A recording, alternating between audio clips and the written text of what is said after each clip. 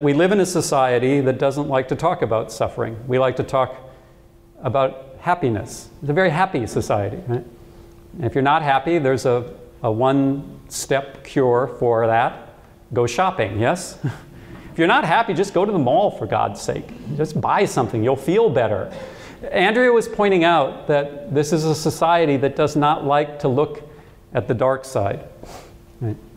It's the most affluent society in the history of the world, and a society that tells you in some sense that you can buy your way to happiness, and that you do not have to feel the pain that comes from living in societies defined by all these hierarchies. And Andrea said, quote, "One of the things the women's movement does is make you feel the pain. I want to invite you into a movement that promises that you will feel the pain." Not a good sales pitch, right? Except in some ways I think it is. Because I think all of us live in this world aware of not just the pain that comes from being human. You know, human beings, we get sick, we die, people disappoint us. There's a lot of routine pain that comes from just being human. But she's talking about the pain that comes from living in these hierarchical systems, especially the pain that comes from living in patriarchy. And for women especially, that pain is unavoidable. You can try to mask it, but you can't buy your way out of it. And I think what Andrea meant was that if that pain is an inevitable part of life, better to face it. Better to embrace a way past it rather than trying to hide from it. And so in a sense, I think that is a strong sales pitch, to invite you to consider a political and intellectual movement that will guarantee that you feel the pain. Because in some ways, to not feel it is even worse. Right? Now, another thing that radical feminism did was stay focused on this question of the body. And going back to the problem of patriarchy, the two primary ways that men historically have tried to control women by controlling women's bodies, especially their reproductive power and their sexual power. That has been a feature of the feminist movement pretty much across the board, but certainly also of the radical feminist movement, to argue for women's reproductive rights. The other question is about women's sexuality and men's attempts to control women's sexuality, literally at some periods of history of men literally claiming ownership over women's bodies. And that is another place where radical feminism has trained its attention. What does the radical feminist critique tell us about the contemporary practices in pornography and prostitution, the sexual exploitation industries? Well, the way I've framed that already starts to give you a hint by identifying them as industries of sexual exploitation. In other words, from a radical feminist critique, pornography and prostitution are ways that men, primarily men, routinely buy and sell women's bodies for sexual pleasure. And a radical feminist critique of patriarchy, of men's attempt to control women's bodies, is going to be critical of the way that men routinely buy and sell women's bodies for sexual pleasure. Now, I know this one is also controversial because I'm going to take a wild guess that some of the men in the audience tonight have seen pornography. Okay, that was a joke. My jokes are not doing well tonight, okay? There's a lot of young men in the room. There's a lot of men in the room. This is a porn-saturated society, yes? If I gave you an assignment to find graphic, sexually explicit material on your phones, how long would it take you? You're laughing way too much. You might, no, I'm just kidding. Obviously, it would take 5 seconds, okay? We live in a porn-saturated society in which there's every kind of graphic, sexually explicit material imaginable, but the vast majority of pornography in the world is produced by and for men, especially a primarily heterosexual male audience. So we aren't talking about some abstract philosophical question in some other place. We're talking about the world we live in and our lives. And so I want to acknowledge that up front. Okay? What does a radical feminist critique tell us about pornography and prostitution, these sexual exploitation industries? Well, if we look at the industry, both how it's produced and the kinds of images that pornographers produce, we realize that they are in fact based on presenting women as objectified female bodies for male sexual pleasure. Not only buying and selling women for sexual pleasure, but reducing women to objectified bodies. Not fully human, but simply body parts in some sense to provide that sexual pleasure. Right? Now, I said that radical feminism often goes from a different direction than liberal feminism and other types of feminism. And some of you in the room may be saying, well, wait, I consider myself a feminist and I use porn. Or I consider myself a feminist and I've read lots of feminist work that celebrates pornography. So I'm recognizing there are differences not only in the culture at large, but differences within feminism on this particular question. Right? I'm going to assume that all of us in this room today would like to see a more just society, a society in which there's less violence, less discrimination, less oppression, and that one of the criteria for evaluating a just society is how women and girls are treated. In other words, I'm going to assume that people in this room would like to see a society with more gender justice.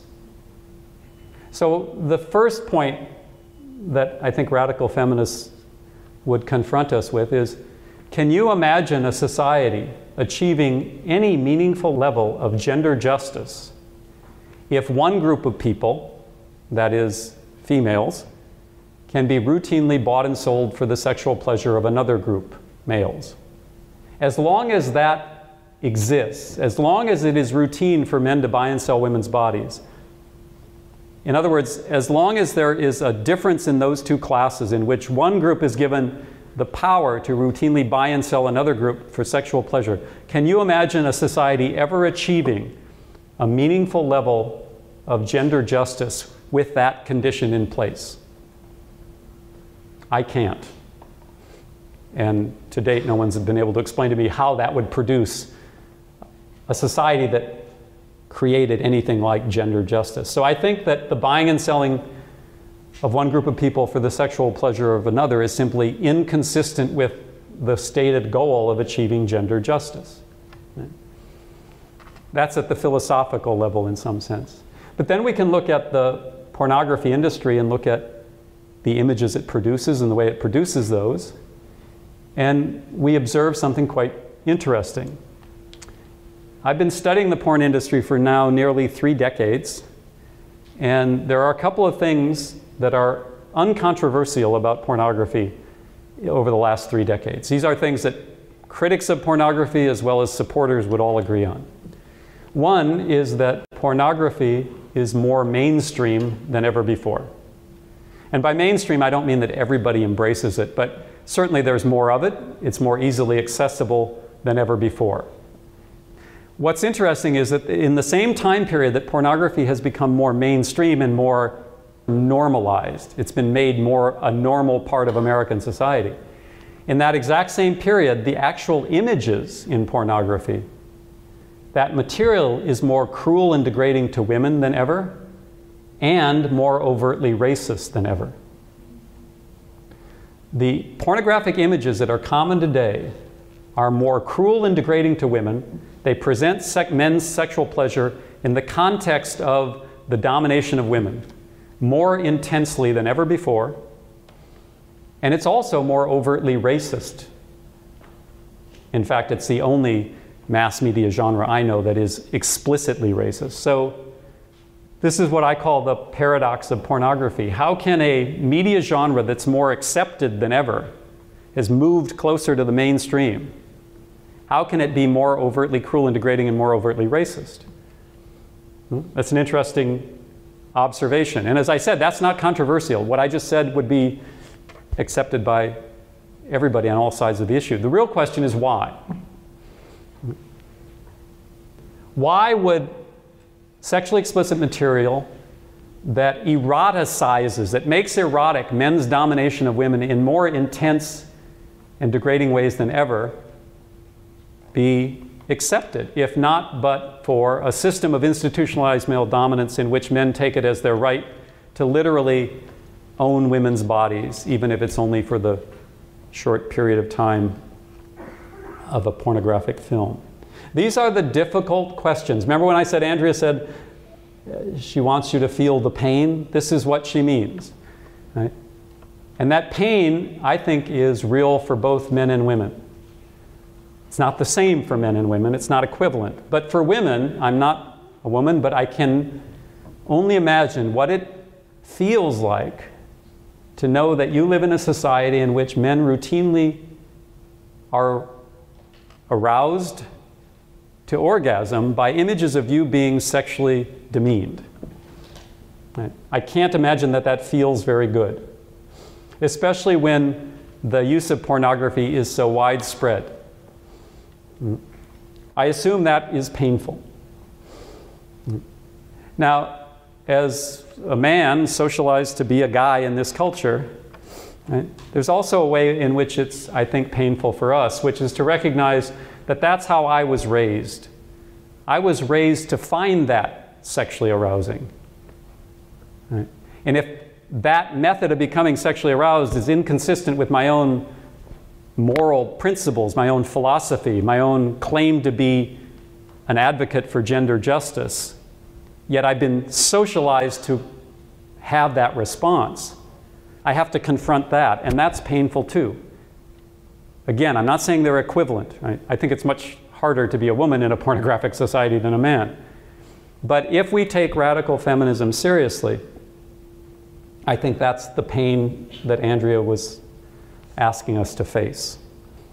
Now, you might be saying, I'm not so sure that I'm interested in this particular political and intellectual movement. So I said I would try and make a case for why this is compelling, why we should all be thinking about this.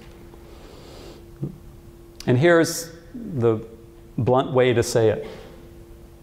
In contemporary America and in other patriarchal societies, I think we men have a choice.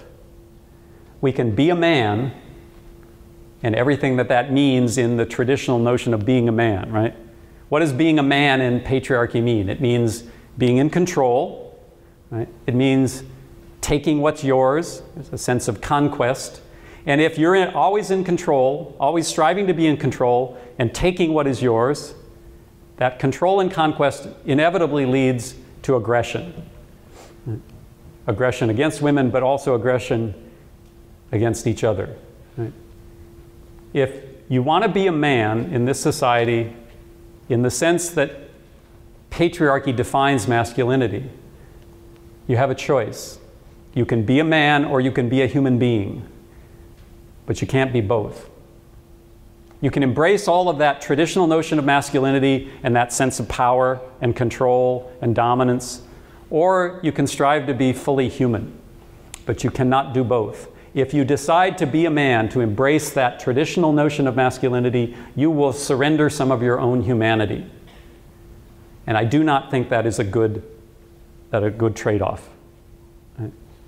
And so for men, I think the argument for why we might want to embrace a radical feminist that challenges so much of the way we are socialized is because it's not only the right thing to do if we really take our own moral and political principles seriously. It's the right thing to do if you believe in justice like you say you do. But there's also an argument from self-interest, that it is in fact in our own self-interest to reject that definition of masculinity and patriarchy and strive for something more fully human. That there is, for all the pain that is involved in that, there is something on the other side that is a richer, deeper, more meaningful way to live. Feminism was for me not only a critique of men's oppression of women, but opened up for me a larger critique of hierarchy in general. I think that formula I just offered, that you can be a man or you can be a human being, challenges us on all of these other aspects of our existence as well. So I'm white. You probably figured that out too. And I would say, just as I said I have the choice of being a man or being a human being, I would say I have a choice of being white or being a human being, but I can't be both. When I say being white, I mean embracing all that white supremacy tells us about being white, about our natural superiority. I can either embrace that white supremacist conception of being white, or I can be a human being. But if I do want to pretend to be white, in the way the culture socialized me to think about that, I will surrender some of my own humanity. If I happen to be affluent, I can believe in what the culture tells me about how wealth is accumulated.